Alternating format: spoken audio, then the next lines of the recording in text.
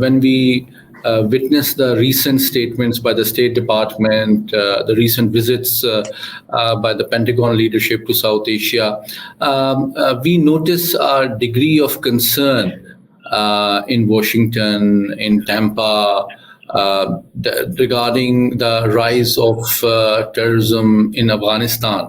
And I notice a degree of convergence of this mutual concern in Islamabad, in Pindi, in Washington, and in other power centers in the US. From Pakistan's perspective, TTP is the biggest concern, the biggest terrorist concern emanating from Afghanistan, for good reason. But here in Washington, the focus is very narrow, and it tends to be focused on ISKP. I mean, TTP is a group that previously posed a threat to the U.S. Of course, you had a TTP-trained militant that tried to blow up Times Square almost 15 years ago.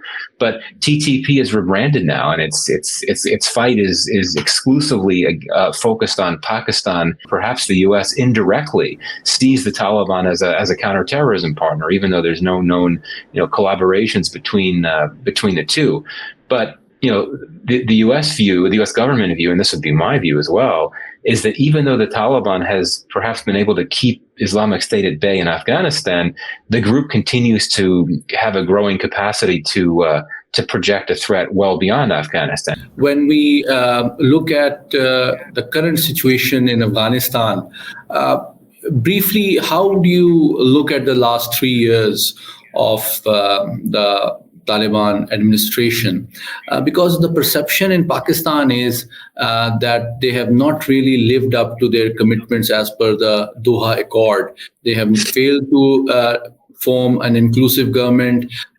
Their consideration or towards human rights record is also not very forthcoming, and their ability to eliminate terrorist outfits from their territory, which are attacking other countries, including Pakistan, is less than impressive. What the Doha deal did do is that it obligated Afghanistan, the Taliban essentially, to deny space to any type of actor that could pose a threat to the U.S. and its allies. And if you consider Pakistan to be an ally of the U.S., then that would suggest that the TTP should have been a group curbed by the Taliban. And the Taliban have clearly not curbed TTP, or at least not sufficiently, that does not pose a threat to Pakistan. It clearly does. But I think that it's quite clear that the Taliban have not lived up to their obligations.